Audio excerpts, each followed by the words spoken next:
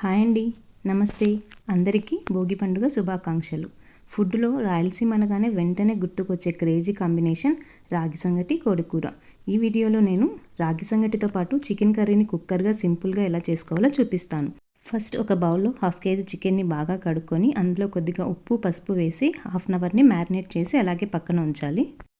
ఇప్పుడు కుక్కర్లో 2 గరిటెల ఆయిల్ తీసుకొని అందులో ఒకటి కట్ చేసిన ఆనియన్ ముక్కలు, ఇంకా 2 నుంచి 3 పచ్చిమిరపకాయలు వేసుకోవాలి. ఆనియన్స్ కాస్త వేగాక ముందుగా మ్యారినేట్ చేసి పెట్టుకున్న చికెన్ను కూడా వేసుకొని బాగా కలుపుకోవాలి. మంటని హై ఫ్లేమ్లోనే ఉంచి చికెన్ని బాగా కలుపుతూ ఉండాలి. తర్వాత ఇందులో కొద్దిగా కరివేపాకు కూడా వేసి కలుపుకోవాలి. చికెన్ కొద్దిగా వేగేలోపు మనం కర్రీలోకి కావాల్సిన ఒక మసాలాని తయారు చేసుకుందాం. అందుకోసం ఫస్ట్ ఒక మిక్సీ జార్ని తీసుకోవాలి.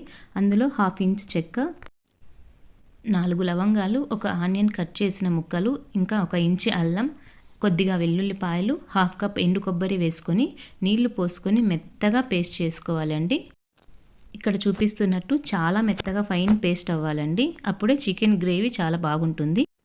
ఇక్కడ చికెన్లో నుంచి వాటర్ రిలీజ్ అయ్యి అదే వాటర్లో చికెన్ బాగా ఉడికిపోయిందండి. చికెన్లోంచి వచ్చిన వాటర్ బాగా ఇమిరిపోయేంత వరకు కలుపుకోవాలి, లేదంటే నీచు వాసన వస్తుంది.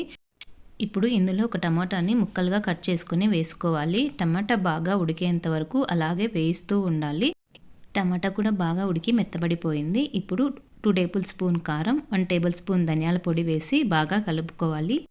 చికెన్లో నుండి వచ్చిన వాటర్ పూర్తిగా ఇమిరిపోయేంత వరకు అలాగే వేయించుకుంటూ ఉండాలండి, లేదంటే చికెన్ కూర నీచు వాసన వస్తుంది. ఇక్కడ నీళ్ళంతా ఇమిరిపోయి చికెన్ కూడా బాగా వేగింది. ఇప్పుడు మనం ఇందులో ముందుగానే సిద్ధం చేసి పెట్టుకున్న మసాలా పేస్ట్ని కూడా వేసుకొని బాగా వేయించుకోవాలి. ఈ మసాలా పచ్చివాసన పోయేంత వరకు ఆయిల్లో బాగా ఫ్రై చేసుకోవాలండి. కొద్దిసేపు వేయించిన తర్వాత మసాలా ఆయిల్లో బాగా వేగి ఇలా నూనె పైకి తేలుతుంది. ఇప్పుడు ఇందులో కొద్దిగా నీళ్లు వేసుకొని కలుపుకోవాలి. మనము ఈ కర్రీని సంగటిలోకి చేసుకుంటున్నాం కదండి, అందుకే గ్రేవీ ఎక్కువ పడుతుంది. దానికి తగ్గట్లు మీరు వాటర్ని సరి చేసుకుని వేసుకోండి. ఇప్పుడు కూరకు సరిపడా ఉప్పు, 1 టీ స్పూన్ చికెన్ మసాలా, కొద్దిగా కొత్తిమీర వేసుకొని కలుపుకోవాలి. ఉప్పుని చూసుకొని వేసుకోండి. మనం ముందుగా మ్యారినేట్ చేసి పెట్టుకున్నప్పుడు కూడా కొద్దిగా సాల్ట్ వేసుకున్నాము. ఇక్కడ నాకు కూర కొద్దిగా చిక్కగా అనిపించింది, అందుకే కొద్దిగా వాటర్ వేసుకున్నాను. అంతా కలుపుకొని మూత పెట్టుకొని కుక్కర్ని కేవలం 1 విజిల్ వచ్చేంత వరకు ఉంచాలి. అంతకంటే ఎక్కువైతే ముక్క చితికిపోతుందండి.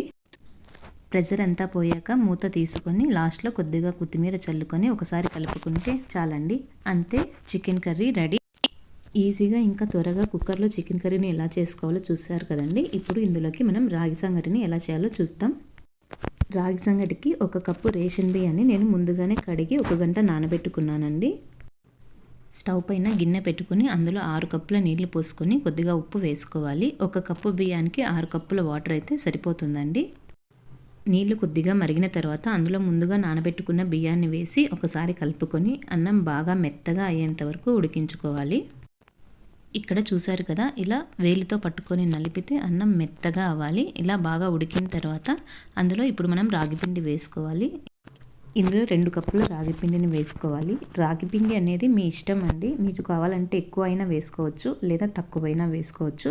కొంతమంది ఎక్కువ రాగిపిండినే వేసుకొని చేసుకుంటారు, కొంతమంది ఎక్కువ బియ్యాన్నే వేసుకొని చేసుకుంటారు. రాగిపిండి వేసిన తర్వాత కలపకుండా అలాగే మూత పెట్టి వదిలేయాలి. కొద్దిసేపటికి రాగిపిండి ఆవిరికి కొద్దిగా ఉడుకుతుంది.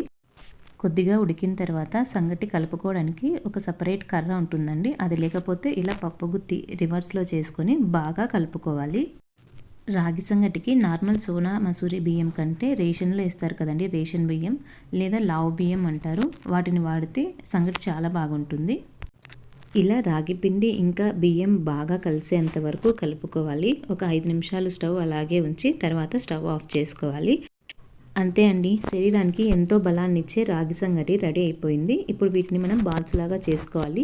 ఇలా ఏదైనా ఒక చిన్న గిన్నె తీసుకొని చేతిని నీళ్ళతో తడుపుకుంటూ ఇలా బాల్స్ లాగా చేసుకోవాలి. ఇలా అన్ని ముద్దలుగా చేసి పెట్టుకున్న తర్వాత ఈ సంగటిని మనం ముందుగా కుక్కర్లో చేసుకున్న చికెన్ కర్రీతో తింటే సూపర్గా ఉంటుందండి. ఒకసారి మీరు కూడా ట్రై చేయండి. వీడియో నచ్చినట్లయితే ప్లీజ్ నా ఛానల్ని సబ్స్క్రైబ్ చేసుకోవడం మాత్రం మర్చిపోవద్దు. Thanks for